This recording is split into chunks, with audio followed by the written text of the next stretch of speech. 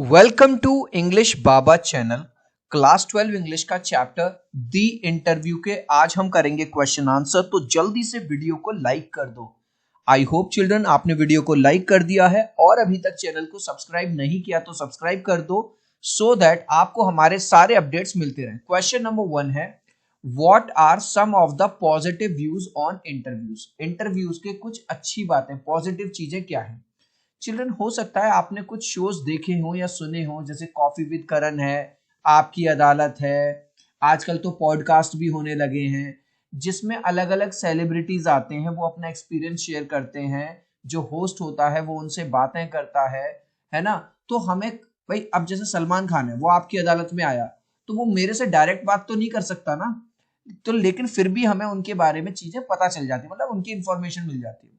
तो आंसर लिखेंगे, interviews are useful means of communication.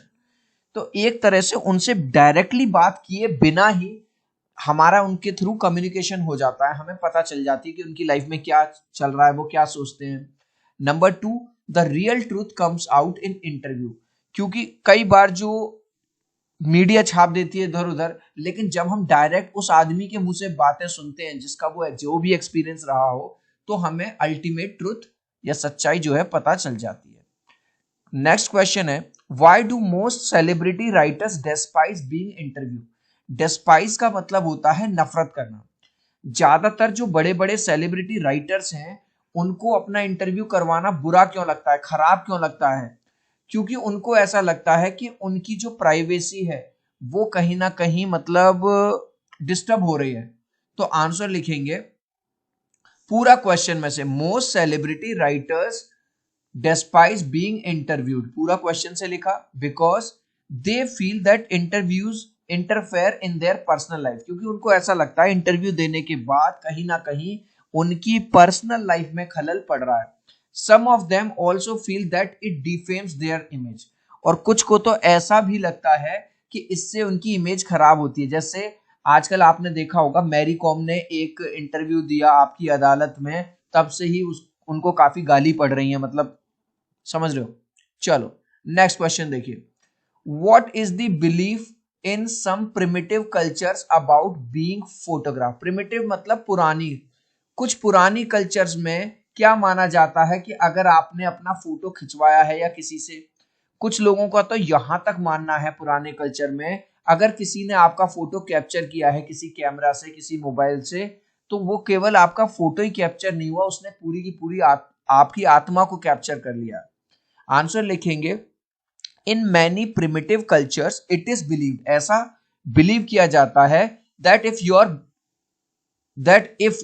Are being, sorry यहां आएगा, if you are being photograph, अगर आपका फोटोग्राफ लिया जा रहा है, your soul is being stolen, कहीं ना कहीं आपकी आत्मा तक को कैप्चर कर लिया जा रहा है, आपकी आत्मा को भी चुरा लिया जा रहा है।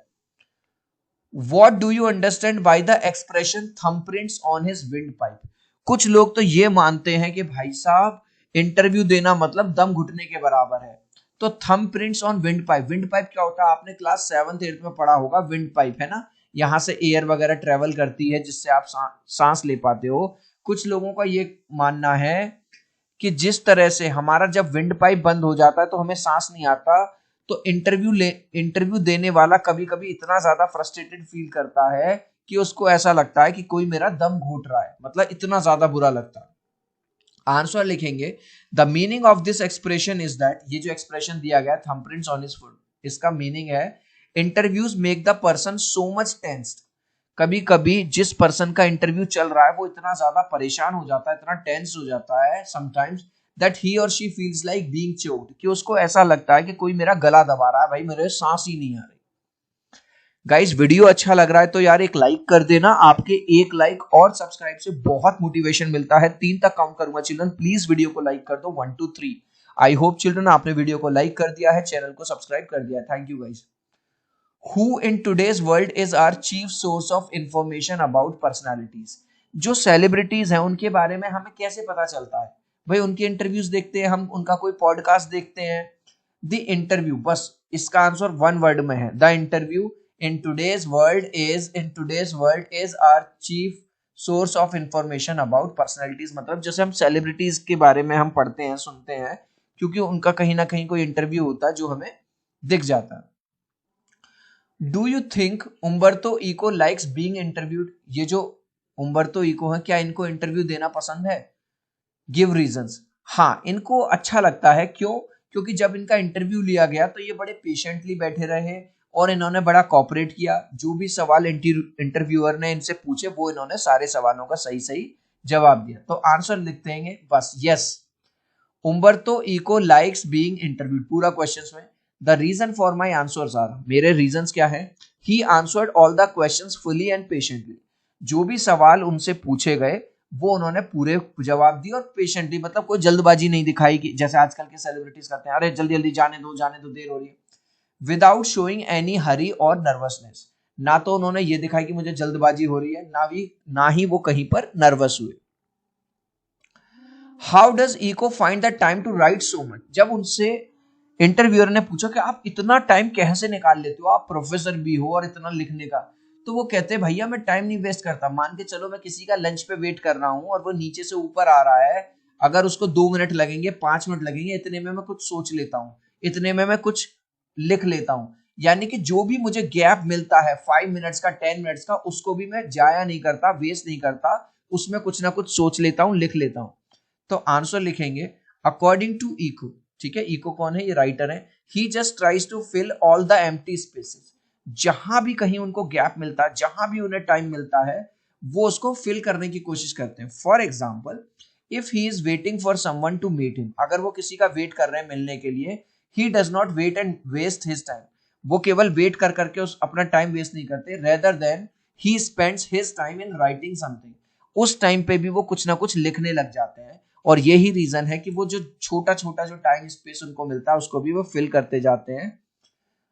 What was distinctive about इको's academic writing style? जो इनका academic writing style है वो अलग कैसे है?